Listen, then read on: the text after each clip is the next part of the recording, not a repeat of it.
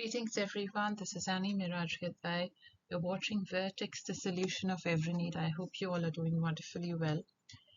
Today I'm going to lecture on sentence structure, and this video is for students or learners who would like to build up their English proficiency, and for students or learners who are willing to appear for competitive examinations like IELTS or TOEFL. To know more about me, check vertexthesolution.com. Let's begin. So when we talk about sentence structure, we must understand that sentence, like one written on the screen, is a group of words, and those group of words together combine with a relationship of grammatical integration that forms the structure and delivers a meaning for communication. Precisely, sentence structure has various different parts, which we also call as parts of speech in English. And here, with this example, you may find that those parts of speech which we classify as nouns, pronouns, verbs, adjectives, conjunctions, articles, prepositions, as subject and a predicate in a sentence. So when we talk about subject, we know that subject in a sentence is what the message or meaning of the sentence likely to deliver as a form of communication plays the major role. That's called a subject. And then the subject is the doer. The subject do something. And that's something which we can also call as an action which the subject takes. Because until and unless the subject will not take an action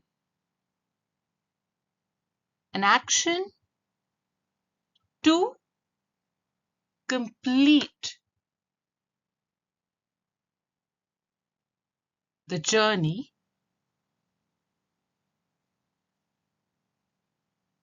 of the objective. So, during that journey, what subject is willing to take to complete the objective or fulfill the objective can be understood in fragments here. This is just a very simple example. Here, she is the subject. We know that she is a pronoun.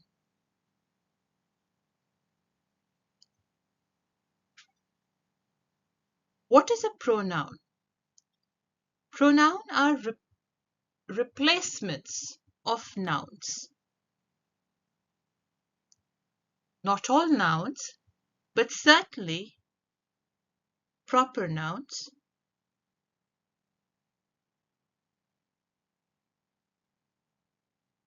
and somewhere common nouns as well. So she must be having a name, and her is again designate a female, and she must also be having a name. But instead of using direct designations, we used here pronouns. So she gave the book to her friend. This is one complete sentence. We know that sentence always starts with a capital letter and ends with a punctuation mark. That punctuation can be a period or a question mark or the punctuation used at the end of a sentence. So here, she is the subject and she is also the doer. The doer is performing.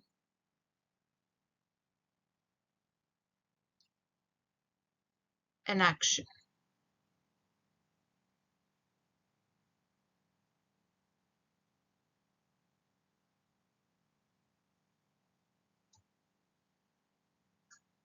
Right? The second word is gave.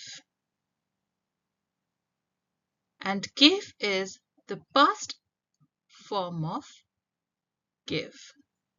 So it also denotes time. Give here is the verb used.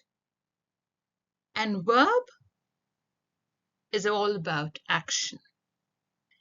The book. So the objective was to give the book to the friend.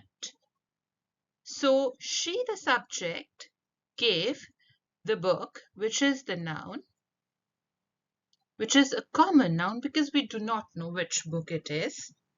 And it's also the object to her friend, which is the indirect object because she is receiving the book. Therefore, she's receiving the action. She becomes the receiver. That's why it's indirect object. So we can also understand with this that a sentence is both classified into the subject and the predicate.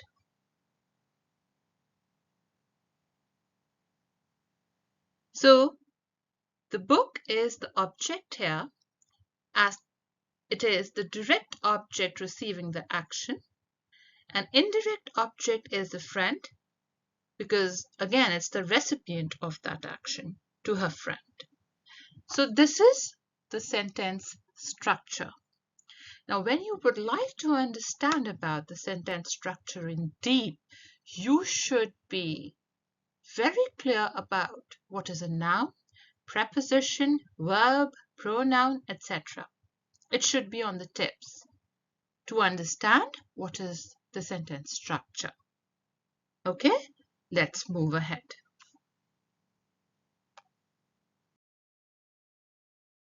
So we know that there are 9 different kinds of sentences in English language.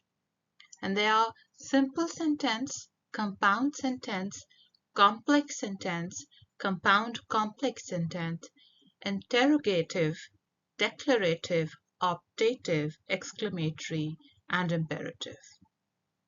So sentences are not just of one single type, or it starts with a capital letter and ends with a punctuation. As I also mentioned earlier in the previous slide, that it has an objective to deliver. So the types of sentences or kinds of sentences delivers the meaning of that objective. And the grammatical integration helps building the structure of sentences, and therefore they can be classified into these 9 types. This is the sentence overview. Hi there. I hope you're enjoying this video lecture by Annie. To unlock our complete English course, visit our website www.vertexthesolution.com. You will get personalized one-on-one session with Annie. She is a highly experienced and certified language expert, empowering her students to excel in their examinations through education technology and one-on-one solutions. The program is designed for all age groups and especially beneficial for the learners who would like to appear for competitive examinations for English. Download the brochure from website and get connected for personalized counseling session. Enjoy! So now let's understand the first, simple sentences. What are those? Well, as per the definition, a sentence with only one independent clause. I like coffee. Now, before I explain what is a simple sentence, you must be wondering what is a clause. So if you're not aware about the difference between a sentence and a clause, I would invite you to join me for a personalized session with me, and I will explain in detail and in deep each and every part and portion of language proficiency in detail, and also help you build your proficiency and understanding of clause structures and various different kinds of clauses. So independent clause, in brief, if I will explain here, implies to that has a complete meaning or group of words, but it is not a sentence. And it can function independently without requiring any other clause as a subordinate clause to complete its meaning. So to understand clauses in detail, please come and join me in a personalized session.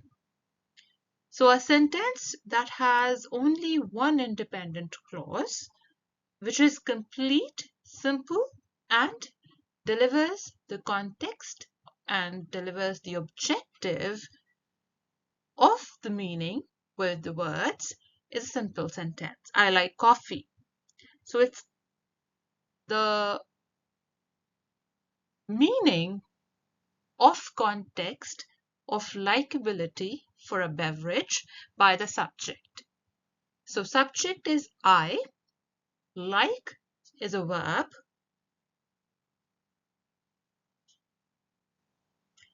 and coffee, which is a common noun, is the object.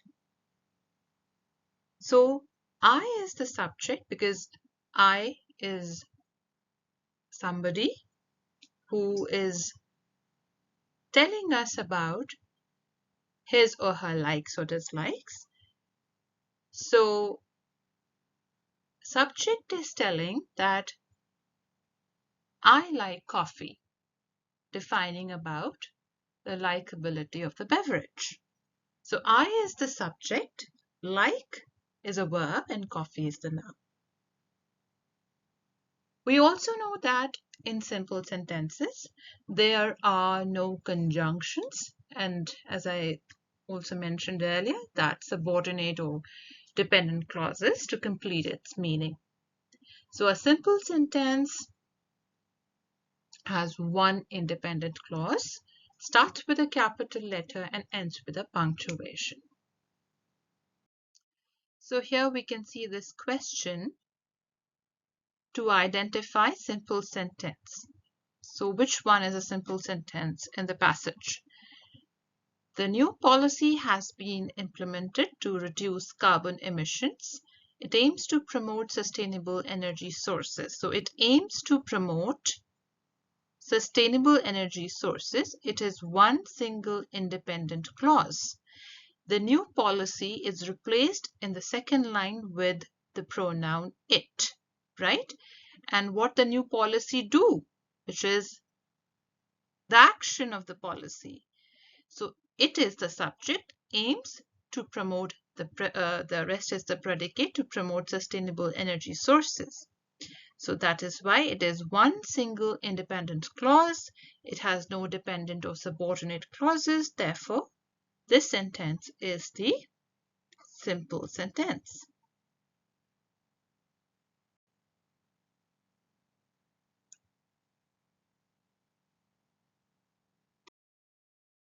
Let's have a look further on compound sentences.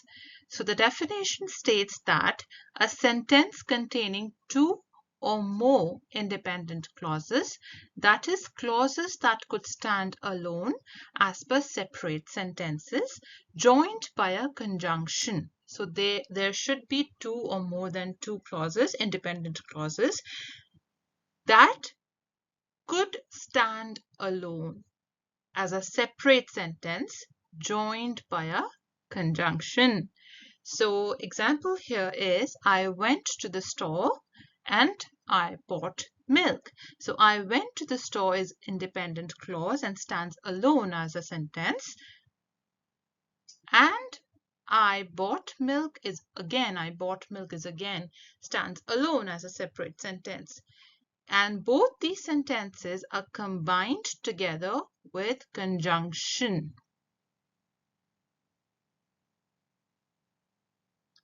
And is a conjunction here. So it satisfies the definition of a compound sentence. Now let's hear what embrace is saying. Embrace is saying, my mother is a teacher, comma, she is very hardworking. So is it a compound sentence? Well, no, it is not a compound sentence because there is a comma in between, right? So to understand, to make embrace understand compound sentence, we can add here, my mother is a teacher and she is very hardworking. So then it becomes a compound sentence. If we will add, instead of only the comma, we'll add and here. So it becomes a compound sentence because the definition says joined by a conjunction. So there are two independent clauses. My mother is a teacher. She is very hardworking, joined by a conjunction and. Then it becomes a compound sentence. Isn't she cute?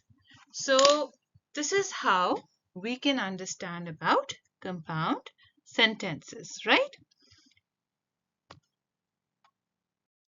So here we can have a look of the question on compound sentence. We have to identify which one of these sentences is a compound sentence. The teacher gave us a lot of homework. The teacher gave us a lot of homework, but we finished it quickly. The teacher gave us a lot of homework because we didn't study. The teacher gave us a lot of homework, however, we didn't finish it. So B is the correct answer. The teacher gave us a lot of homework, independent clause, joined by a conjunction. We finished it quickly, another independent clause. I hope this is clear. It's a pleasure to teach you sentence structure in this video.